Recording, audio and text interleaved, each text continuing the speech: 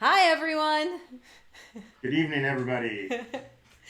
Welcome to Hi. Eric. Hi, thank you for joining us.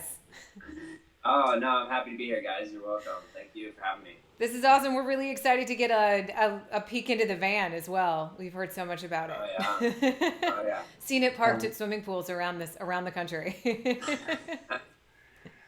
we are super lucky, everybody, to be joined by Eric Lagerstrom today. Eric Lagerstrom is a professional triathlete, but you all know that he is so much more than that. Eric was born in Salt Lake City and lived there for 3 years before he came home to Oregon, we would like to say, and then grew up around Portland, Oregon, the home of the Endurance School.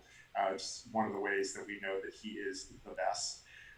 Eric is a multiple 70.3 champion at Santa Cruz and Steelhead. He won Escape from Alcatraz in 2015. He was a fixture on the World Triathlon Series circuit for a whole bunch of years, from the 2012 to 2018 kind of period. He took a 16th place at the WTS Grand Final in Rotterdam in 2017, and had a very near miss at the Olympic Games in 2016. But wait, there's more. Eric isn't just an athlete, of course. Eric also produces the really popular YouTube-based series That Triathlon Life with Paula Finley. And before that, also put out a whole bunch of other videos under the moniker That Biking Life before he was doing That Triathlon Life. So video editing, triathlon, driving around the country in an amazing van that I think we are going to get a glimpse of later on in the interview. But Eric, thank you so much for joining us in detention. Yeah, man, my pleasure. That was an awesome, that's the best intro I think I've ever had. Yes. I appreciate that. Like, got all the things. I've always appreciated that when I've listened to the stuff that you've done and everything. You're very well researched, and that's not always the case when you do a podcast or an interview with some people. You'd be surprised. They're like, "So you do what? Tell us about yourself." You Like, play oh. sportsing. I love the Yeah, man. Yeah, no, I, it's awesome. I love the tell us about yourself question. Like I that's know. really that's somebody who's like really done their homework. How'd you get into triathlon? Like, oh my gosh, where? Oh, like how far? Where do we begin? Like when I was a 9, or do we want to do the pro part? Yeah. So Right. no, The first happy to time I be saw here, a dude. bicycle. So I'm going to lead off with a technical question. No matter what everybody else, all the other things people say about you, the one thing they can't say is that you are a bad descender. I have tried to follow you down some hills before and given up real fast because I was like, I'm going to die. Um, yeah, you're a mixture of apparently fearless and very skilled. And I was wondering if you would talk a little bit about that process of developing the skills of getting better at descending, because as we all know, that if you are a good descender, it's essentially free speed. Mm-hmm. Yeah, totally. Well, I kind of like always grew up with a love for speed. If it had wheels and there was a hill nearby, I was into it. So whether it was bikes or skateboards or snowboarding, and I did some wakeboarding as well. Like anything you could kind of go fast, I was pretty into. I think like where things I really started getting a lot better at it was when I was working with a coach in Portland. He put me in some bike races, and then in the summertime, I also really got into like downhill longboarding with like full pads and like things on your hands so you could like slide and the whole deal. And we like go rip down Mount Tabor or like Rocky Butte and stuff. Stuff more out where I'm from, out in the Gresham area too. And like, you know, standing up with no brakes at 40 miles an hour, you learn real quickly like body like balance, basically, like where your weight needs to be positioned, lower center of gravity is better.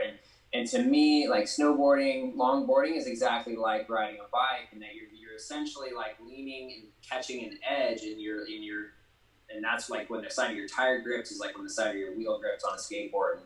And I don't know, it kind of makes sense to me. But it's, you really have to like approach every downhill as like learning opportunity, and like I'm gonna try to go just a little bit faster down this, feel it just a little bit more. And I think that's just the big thing, is like kind of being playful with it and having fun, practicing a lot.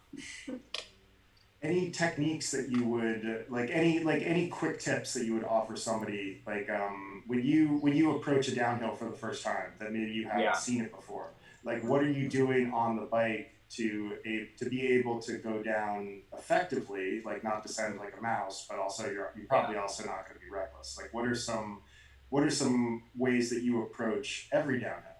Yeah, I mean, almost instantly when you go over the top of the hill, you're going to want to shift your weight backwards, get kind of everything as far back as you can.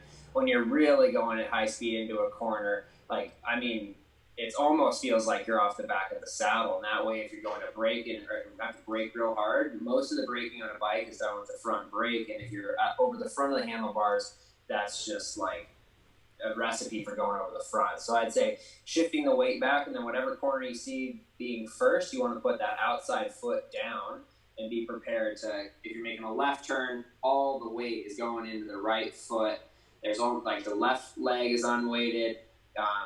Your right arm is for the most part kind of unweighted. It's like the weight is on the left hand, right foot, and that's like you're carving like on skis. So I mean, first and foremost, get back. Love it. And relax probably would be good. Just try not to be tense. I'm a little bit tense just listening to the description. Sounds very scary. I mean, like the thing that I think the best way to practice on something like this is if you can go find a hill that's a couple minutes long and you can just do laps of it. Mm-hmm. You know, just like mountain bike practice or something. If you can go to like the Vista Point the Vista House at Crown Point out on the Historic Highway and just kind of like do reps up and down that's like a great spot where pavement's perfect. You have these long sweeping corners that you can really like get into the turn and feel it rather than just like riding around your neighborhood. You're constantly worried about getting hit by a car or blind corners and stuff. Yeah, that's awesome. It's funny, like you bring up longboarding, snowboarding. A lot of the really good descenders that I know have that downhill alpine skiing background. You know, Heather's good at it. Jenny Grieve, who's another local athlete who now lives in Bend, picked up cyclocross a few years ago and just took to it, like instantly. And everyone was like, "Oh my gosh!" She's like, "Well, it's a lot like she's like a backcountry downhiller." Yeah. She's like, "Oh, this is simple." Like, right. No, it's crazy to me. Like if you go ride Sandy Ridge, like mountain bike downhill, how exactly the same it is to skiing backwoods, like through trees and stuff. It's the same exact concept of like trying to basically whip the back end of your skis around the back of your mountain bike and keeping your weight back and everything. It's like if you're good at one, theoretically, you should be good at the other, in my opinion. I am the inverse of that, so I can say yes. All right, there we go. There's I'm bad at both. Right. Right. So I think the way we'll kind of chat today. We don't want to get totally bogged down in all of your triathlon exploits because, as we said, there's so much to talk about. There's so much van to see.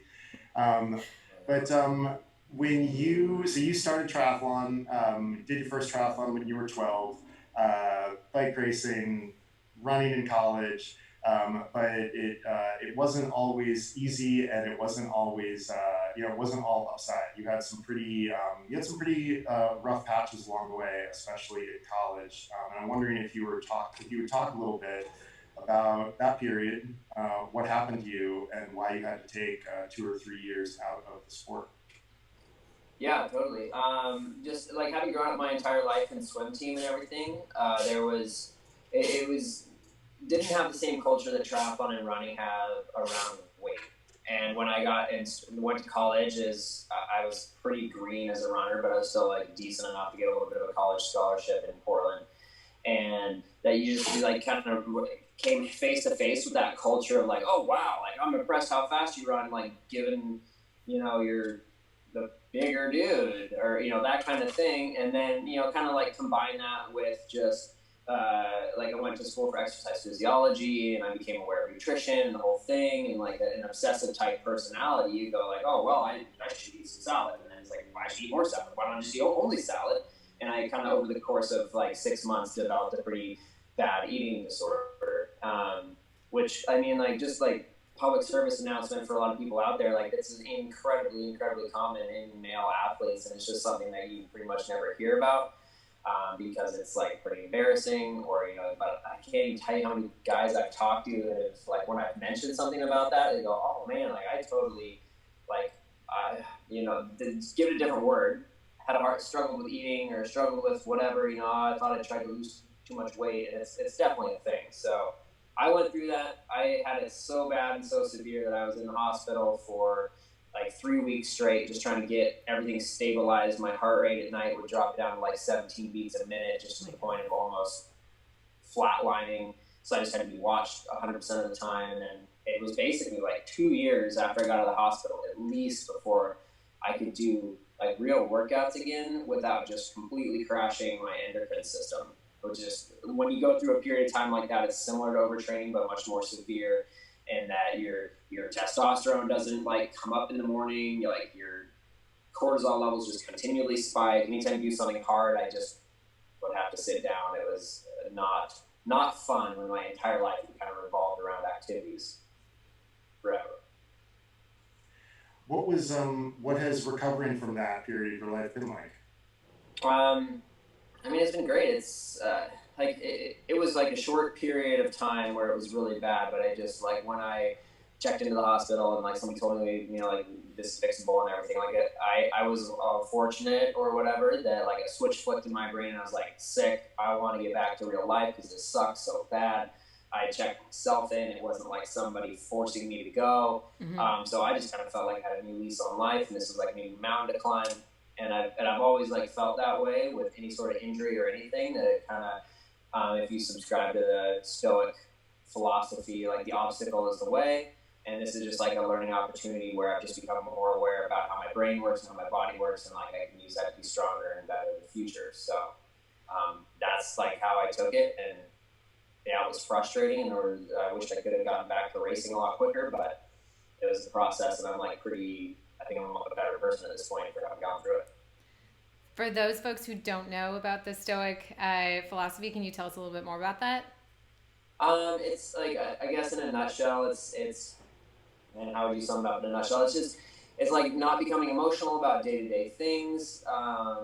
It's not caring, but just going like, this is a thing that I can control. This is a thing that I can't control. I'm going to work on the things that I can to become a better person and be less reactive and more like, I don't know, like stable and even keel. So it's like there's that book, The Obstacle is the Way, that I would highly recommend to anybody who would want to read it. And then there's also a book that's The Daily Stoic that just has like great like one-liners that are kind of broken down a little bit more in detail and are really good for like if you're going through a hard patch, not just going into like, oh, everything's terrible, Right.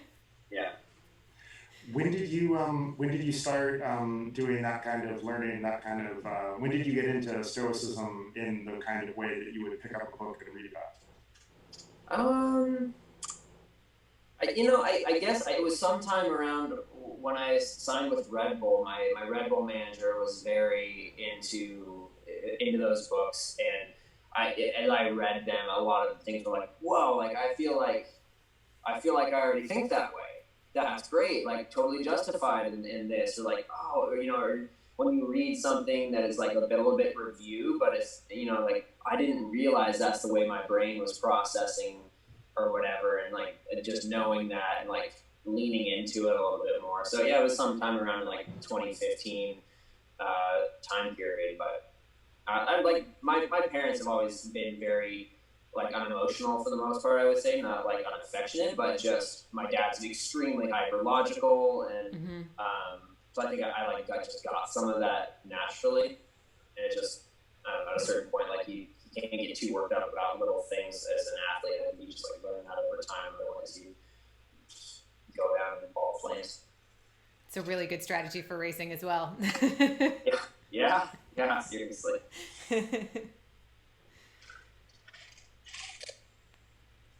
So we have we've been interviewing you here in we're going to go back to training in just a second, but I know that a lot of folks are really interested in the physical environment that you're in right now. Can you tell us where you're coming to us live from? We're in Salem, in a McDonald's parking lot, which I was hoping I could get Wi-Fi from, but it's unsuccessful. So I was camping with Heather Jackson and Waddy, her husband, around the Metolius River in Southern Oregon. Paula and I, my girlfriend, we came down from Portland and visited them for a couple days, and then went camping, and now we're like kind of making our way back home. And Salem was just the first place on the way at this time that we thought we might be able to get some Wi-Fi. Awesome. And we're in our van. We have a Sprinter van. Tell us about the van. It's a 2008 Dodge Sprinter. I bought it in California 2 years ago. I used to have a Mitsubishi Delica, which is an import Japanese van that was tiny. Oh my God! Pull it into the back of this one, and it was prone to breaking down, and you'd only go 40 miles an hour uphill, no air conditioning. So we upgraded, and this was just a shell when we got it, and blah blah blah. I built the inside of it out. This is now like my fourth van, so getting a little better at it each time, I like to think. How would somebody know that it's yours if someone walked into it? Like, is it just like, oh, this is a van that like somebody uses for travel and fun? Like, how would somebody know what makes it your and Paula's? From the exterior? No, on the inside. Yeah, like what are the things that you've added to it that are unique to you guys? Well, I mean, I don't know how unique it is, but we got our bed here in the back, space for 4 bikes underneath. Wow. We can really put more like 5 or 6 bikes if we have to, but there's fork mounts for 4. We have electrical in here with lights and stuff, but we don't have like a fridge. We don't have running water. It's really kind of designed to like road trip us to training locations and then go camping for 3 days to a week at a time. We don't live in it full time. I think if we were going to live in a mobile thing full time, it would have to be much larger just because of the amount of gear triathletes need. Running would be dreamy, but. Yeah, and then we got.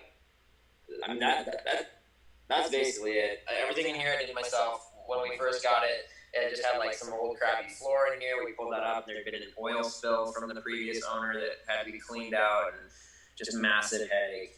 I don't know if anybody's interested in building a van. I think my little piece of advice would be like go as slowly as possible on it. I have like quite a few friends who have gotten a van and started building it out. And they spend the entire summer building it out, never go camping.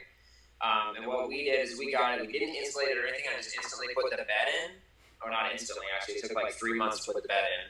But we just kind of like dry camped inside of it and then put the bed in without any insulation. Just kind of like got to the point of where we go, okay, I think we want 2 drawers, instead of cupboards. I don't think we need a fridge. We're not going to camp that often. This and just like picking out the things that you're actually going to use versus like dropping 80 grand into it and then being like, oh man, we don't even need that. Yeah, I was talking to Curtis Feltner a few weeks ago about some of his van projects, and his current van, he got it cheap. He got a really good deal on it, but it was used for a concrete slab delivery company beforehand, and he was like cleaning it took way. He opened up the dashboard, and the dashboard was like full of concrete dust. Yeah, he was like, oh my gosh, like they're moving their kid Walter around in it. And he's like, I don't really want to. The first thing I do is give my newborn, minor lung. Yeah. I mean that's like vans in a nutshell. Like every single thing you think, oh, I'll just do this and that. Like you're gonna have to undo 3 things just to do that first thing, and then you're gonna do that first thing and realize you did it wrong and redo it, and it's just like everything takes 5 times as long as you thought. And they're old fleet vehicles. They've got some weird stuff from their past. So the van is a great way to kind of talk about, your kind of training pattern, because you moved down to California to join the triathlon squad in 2013 and are living down there full time with the squad. And then like slowly began to I know both of you still work with Paolo, but began to like slowly move away into this way that you're now remote in the van. I was wondering if you would talk a little bit about what was great about that training environment of being around other people all the time, and then also what are you happy that you're no longer in that kind of environment? Yeah, I mean, the reason for that training environment is like anybody who's ever been to a team camp and that energy that you feel and how much easier it is to go and do a hard thing when just everybody else around is doing it. I mean, we lived like that for 6 years, whatever, straight, every single day. Like when I first moved down there were three of us, me, Joe Moy, and Jason Peterson, that all shared one single bedroom, just had like mattresses on the ground, one side by side, and that's just like all we did. There was nothing to do in Poway. It was not fun. There were no bars. There was nothing. It's just train. And like those years that I did that, just like built such a foundation and callousing of the body, whatever. Like in like right on the limit, not over, which I've done, and kind of like allowed me to like make that jump to where I was in 2015 and make our run the Olympic team and whatever, be the athlete that I am today. And like, I don't know if somebody was like, okay, Paulo's coaching athletes back in the U.S. again and has a U.S. base in San Diego and you can go live there year round. I don't know if I would do that again. I don't know if I have to do that again to see another big incremental gain versus now sometime around the end of 2016, like going in like late 2017 actually. I continued to do the Olympic thing for like through 2017. I really don't know what to do with myself. And sometime around there, I kind of had that realization of like, I don't just want to go to the Olympics. I want to be an athlete for a long time. And I feel like if I even go one more year just chasing the ITU thing, living that hard and just like hip hopping around the world whenever USA Triathlon gave me the call, like I don't think I'll make it another year, let alone in my late 30s, which you can do as a professional triathlete, assuming you want to.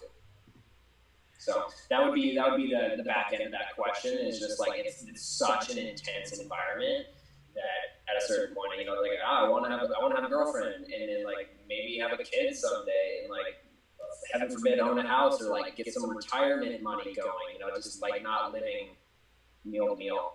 Mm-hmm. Yeah, since we're there, I mean, if we can talk a little bit about that, the run of the Olympics, I mean, in late 2015, early 2016, it certainly looked like you're in the driver's seat to get one of those slots, and then it doesn't happen. I mean, we've all had athletic disappointments, but in the scheme of athletic disappointments, that one is really up there. I wonder if you would talk about just what you went through. What that was like, what your experience was of missing out on that, and then what you took away from it. Yeah, I guess like back up a little bit. At the end of 2014, I basically decided to quit ITU.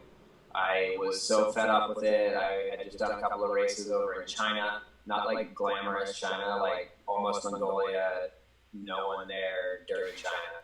And I didn't have a good race, and someone who's no longer with USA Triathlon, who was the high performance director at the time, sent a bunch of really nasty emails to me while I was on like a 12-hour layover in the Beijing International Airport. And I just said, I was like, I'm not into this. This sucks. This is like crushing my love for the sport. So next year I'm going to do the Lifetime Series. I'm going to win all the money. I'm going to become an adult and screw ITU. I'm taking control of my future. And I trained so hard through the winter. I was just had this like renewed excitement and everything, and I put it in the best training block that I've had in my life. And then just with like a month before racing was supposed to happen, they canceled the Lifetime Series. So I went in. I was like, well, I guess I have to do an ITU race because there's nothing else to do. And I went to Claremont, got second there. Went to Sarasota the next weekend, beat Hunter Kemper, won that.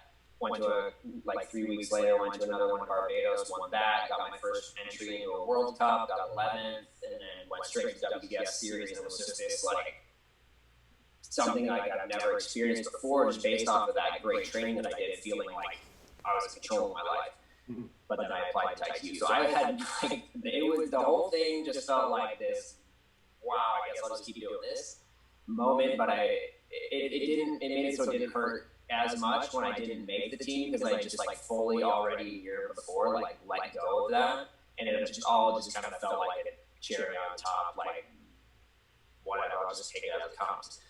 And it wasn't until the end of 2015 going into 2016 that I had that realization of whoa, I just went from 180th in the world to 50th in the world in 4 months. I could actually make the Olympic team.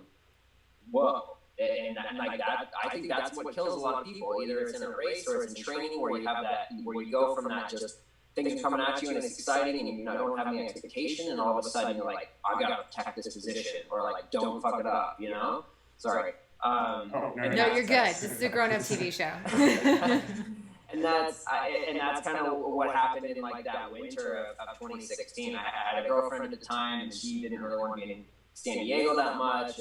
She lived in Eastern Canada, and that was stressing me a little bit. And I just went Red Bull, and I felt like I had this extra expectation. And so like coming back into January, February of 2017, I was training pretty well, but I was pretty stressed, a little extra tired, and I got injured. So like leading into the actual final qualification race for the Olympics, I had run a couple uphill sprints on the treadmill. Was it in the last 3 months? No running, and I just like fully went for it based on the bike fitness and the swim fitness that I had, and like it almost worked out. I only was about 20 seconds behind Bagg, which is who I had to beat to get the spot. But that was absolutely everything I had, and so I did walk away feeling like I did everything I could. Didn't quite work out. I'm not pissed about the injury. That's part of the whole thing. And it was like an incredible experience. And then I just kind of like went back to that non-draft lifestyle. That's which amazing. Is where I started. I started doing non-draft in the sport, and I feel like I'm better at that, but I just like the ITU scene is just like such a cool thing, and like so many aspects of the sport to work on. It's like it's super, super exciting, and I want to try to do the best I can at it. Pretty amazing. And then you end up doing a fair amount of your training as well with your partner. So I know you've mentioned Paula a couple of times, and we've had her on the show before. How does that impact the way that you train? What are the benefits of having a partner that you can train with to that extent, and the pitfalls that can come your way? Yeah. Well, it's kind of like back to the thing I said about like a full-time training camp all the time. It's like that, but it's a training camp for two. Mm-hmm. So there like are less personalities that come into it that could potentially upset the goodness, but then there's also less people to talk to, or if I'm mad at my training partner, like that's it, I don't have another one. And then we also have to have dinner together, talk about who's grocery shopping. So like the benefits of it for me are definitely that Paul is like incredibly organized, incredibly planful, like fun, and like so strong at biking and running and swimming that we can pretty much do all of the the aerobic sessions together. Either she's sitting on my wheel, or I just like slow down a bit on the run, which I should do more often anyway. And then it's like it's not a question of going swimming; it's just happening. You don't have that like daily. Oh, maybe when should I don't know. And then like on the negative side of it, it's just that there's so much time together with your partner. Obviously, I think probably a lot of people are experiencing that right now thanks to the coronavirus, of what it's like to be with your partner more often than an hour in the morning and 3 hours in the evening when you get off of work, and it's a challenge. I think for everybody, yeah. That's great. And that, I mean, like, your show, that Triathlon Life, I mean, are you living that right now? It's so funny that it's, I think that you get a real sense of what you guys are up to with the video series. How much of that do you guys work on together? Does Paula take a part in kind of like crafting the way that goes? What is the kind of breakdown of that creative endeavor between the two of you? Yeah, for the most part, it's me. I film it, I edit it, I kind of try to formulate a general idea of what like the moral of the story for the week might be, but it's super raw. We don't like I don't have like a list of like, next week we're going to talk about tires, and the week after that we're going to talk about Flynn's, whatever. It's kind of like usually around Wednesday I've got a couple of things filmed, and I'm going, I don't know, what do you think this week should be about? And so like she does help out with that a fair bit when I don't really have an idea, or I say, like, I think we should make this week, this should be the title of it or something, or maybe let's do a bike workout. And she says, yeah, it's been a while since we like filmed a bike workout. So, but I that's like that. I struggle. Like, I was always the kid in school that would just like do the whole group project instead of having like explain to someone else like what I thought the group project should be. It was just like easier to do that. So, like I try. My mission is to like involve her more and more in like the creative process. But like as we've gotten the TT out, that Triathlon Life website up and running and stuff, she's like been able to take a huge role in that and like answering emails when someone has a question about a thing or whatever. And that's pretty exciting that she kind of is taking over a little bit more of that. So. What caused the shift from that Viking life to that triathlon life? That Viking life was, I didn't come up with that name. That was my first triathlon manager, Lars.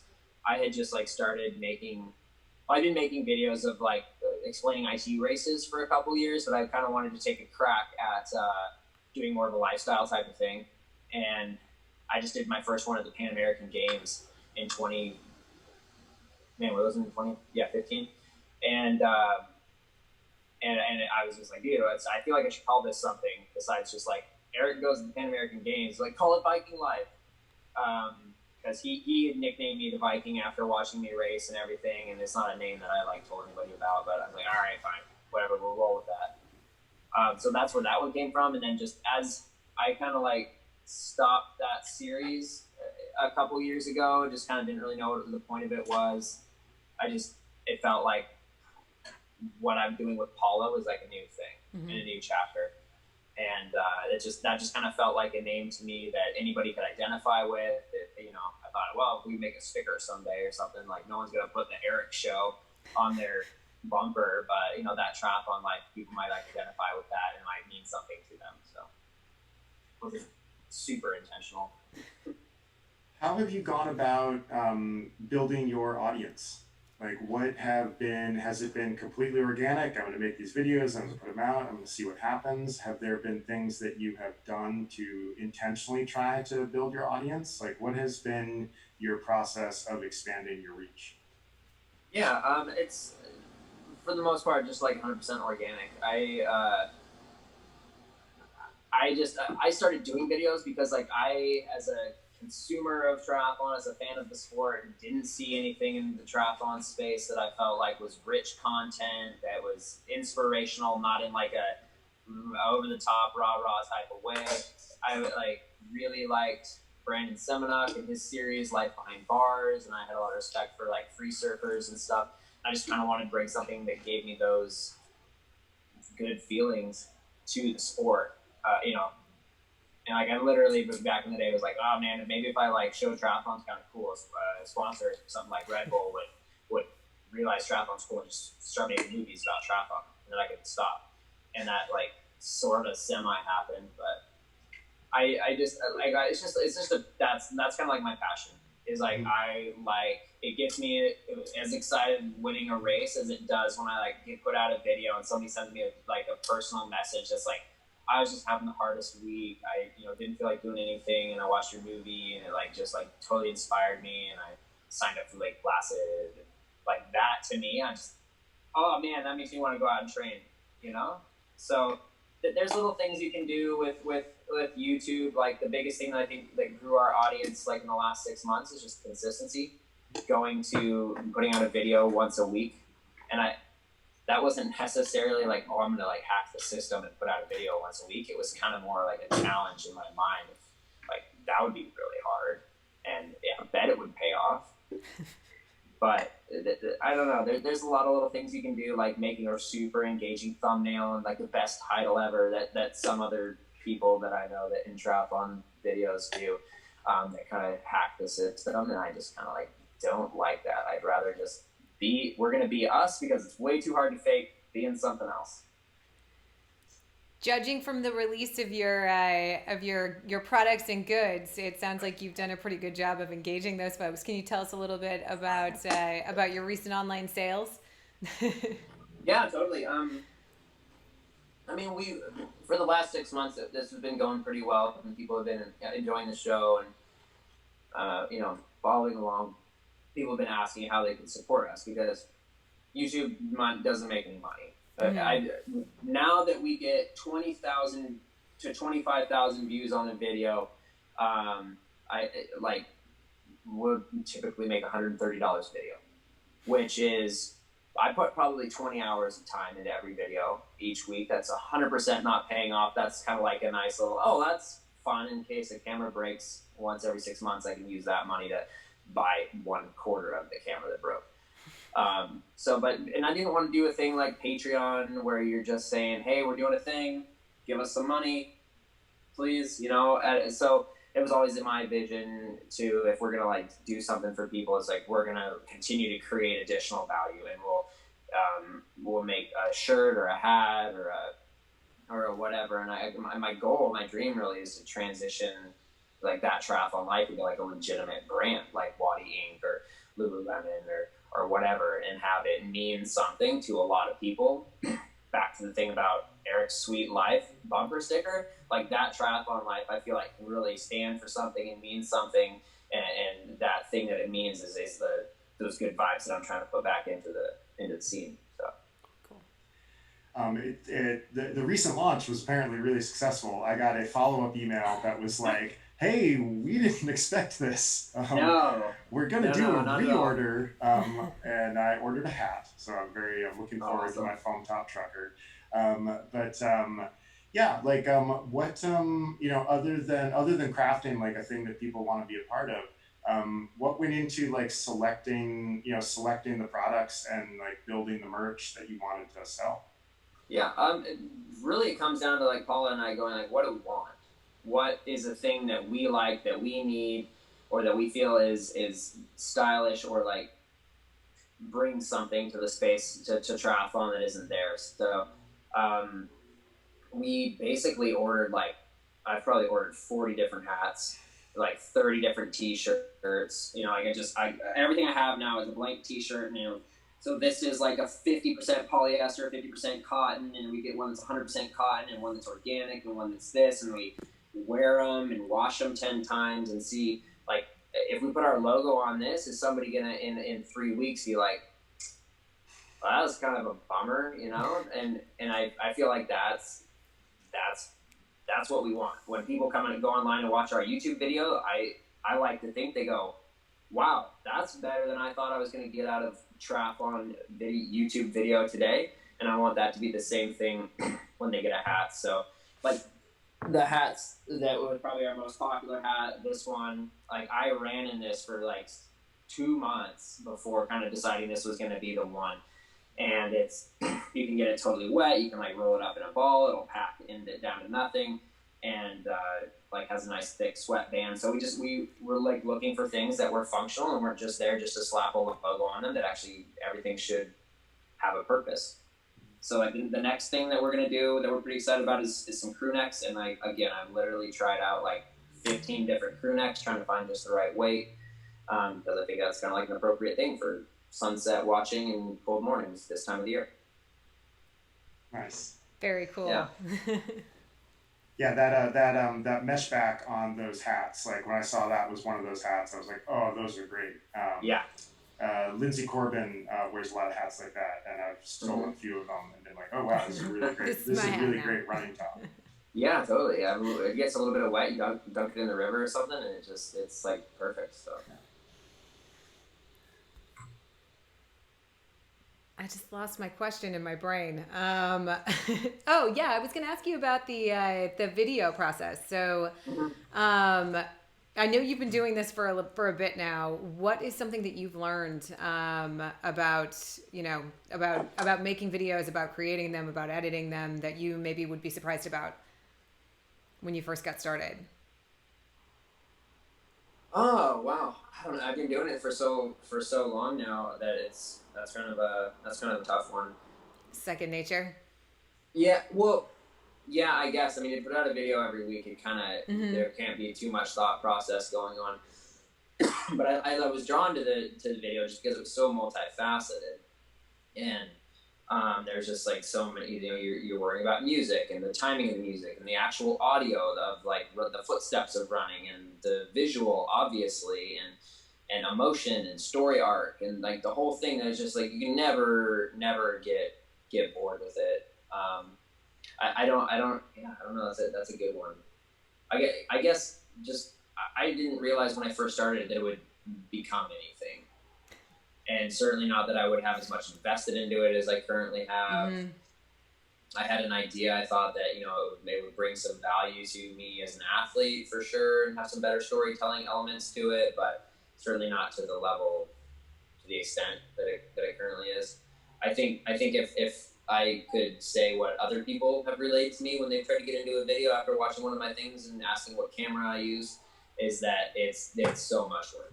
There's so many things, and as you're starting out, you spend 3/4 of your time Googling or reading about how to just do a very simple adjustment on an audio thing, and then you spend 25% of your time actually doing editing. So, like, the filming is typically the easy part, and then you just sit at the computer and move puzzle pieces around, and it's quite the process. Are there any influences you have from video or filmmaking, like people and other artists that kind of shape what you do? Yeah, totally. I like religiously watch everything that Brandon Semenuk and Rupert Walker put out. Semenuk does the writing and has like some creative input, but Rupert Walker is the cinematic genius. Ty Evans makes all like the brain farm stuff, super just next level. Like the biggest budget movies that Red Bull's done around skateboarding and snowboarding, his company. He's got like the $500,000 camera hanging off of the helicopter. In music, there's a guy, Kishi Bashi. There's actually a surfer that I took a lot of inspiration from, Dion Aegeus. Like super, he's Lachlan Morton of surfing, which, I mean, to be like as hippie and like out there as Lachlan Morton is in cycling, think about like the level you have to take that to in surfing. And he sort of created vlogging and created making your own videos and everything way back, 20 years ago or something. And his stuff is extremely artistic. I don't think anybody will really love it, but I appreciate the cinematic stuff of how you like edit a surf film. You just like randomly have a Mexican dog in it, and then you're back to surfing, and then you're in a meat market, but it's like all flows, and that's just so impressive. Very cool. Yeah, Molly, you got something? I mean, speaking of the Mexican dog that shows up in videos, are we going to have any appearances from your own puppies? Oh, from Flynn? Yeah, Flynn. I mean, people get pretty pissed if I don't put Flynn in an episode. There's quite a few people that tune in just for Flynn. I can see it. Flynn's a handsome pup. He is. He's good. He's pretty thirsty right now. What's up, dude? Hey, bud. Oh my god. Oh my god. Yeah. He's got a drinking problem too. Yeah. It's hot. It's pretty toasty here. Yeah. Ooh, VT has a good question for you from the chat. She wants to know if there's anything that Elise could beat you at growing up, or now, your sister. For those who don't know. I would love to say no. But I'm thinking though, probably tennis. She actually played tennis in college. She hasn't played in a little while, but when she went off to college, she decided not to swim. She went to Embry-Riddle in Florida, actually in Daytona Beach, and she played tennis. So I think she would have had a pretty easy time beating me at tennis. Awesome. Probably still.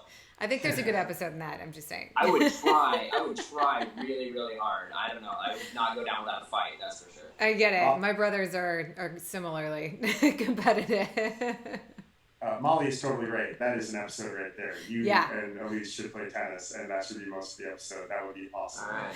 You can just cut to Flynn. I didn't even do that. That's good. I'm scraping the bottom of the barrel with all the quarantine stuff. Yeah. Tennis is like the original quarantine sport. Your opponent is on the other side of a net. That's true. Like stuffed in a box, right? Let's see, we're coming to the end here, but there's a few questions we tend to try to hit everybody with, or at least I'm trying to remember to hit everybody with some regularity. What is something that you were perhaps neurotic about at the beginning of your career that you have loosened up about? That's my first one. Food. Good, awesome.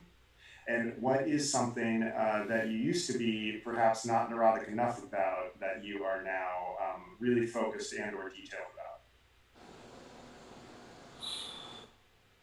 Man, I don't know. I sort of feel like I've loosened up on a lot of things, really. Just with the sake of longevity in mind. But I guess like very, very early in my career, I was certainly not at all concerned about promotion or, running myself as a business or paying taxes or any of those like adult things, or you were just like perma training camp, blinders on, just gonna go to the Olympics, and everything else that'll figure that out later. Adulting. Like life, like planning, long-term vision, that kind of thing. Yeah. Is that something you enjoy? Like, have you come to enjoy adulting? Oh yeah, 100%. I love it. The peak result. So much better in every way. But the business side of things is just massively fascinating to me. Of course, yeah, I've really latched onto it. I have a super overactive brain. I think that's why I've struggled with some obsessing over some things too much in the past. And it's just like there's limitless stuff to think about when you're trying to run a business and run basically a media company is what you have to be as a professional triathlete. Now you're constantly having to source images that tell the story of what you're doing. Otherwise, it's kind of hard to get sponsored. And there's just so much to do, and that's a lot of fun. And you can see it progressing on its own, sometimes independently of training, which may or may not be going well. And that's like a huge thing, I think, for any triathlete at any level to have, is you need to have some stuff that's going on that has nothing to do with training, that helps you maintain your sense of forward movement, life, self-worth, all that stuff when training is going great. So I have one last question. So since a lot of our athletes are Portland or Oregon local or Pacific Northwest local, we have some people across the river too. What's one training location that you can't get enough of that's here kind of in your backyard? Troutdale. I mean, the swimming, the biking, the running. In my opinion, Troutdale, it might take 15 years, but it's going to be a spot because we can drive into Portland in 20 minutes. We can drive out to the river in 40 minutes. We can be up to Sandy Ridge in 25 minutes. And you can ride from my house up Loro Pass to the river and basically never hit a stoplight. I grew up riding way out east in Gresham, right there. My parents live about 2 miles away, and it's the style of roads out there is as close to Europe as you're gonna get, and that's also how you learn to descend. So Troutdale is way underrated. It's already a thing. The folks from That Triathlon Life live out there. Hey, I'm just trying to get that property value up, That's right. The only reliable 50-meter pool in the area. Yeah, seriously.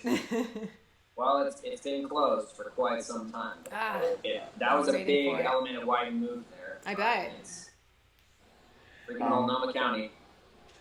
Well, Eric, thank you so much for driving around to locate some Wi-Fi at the very last minute.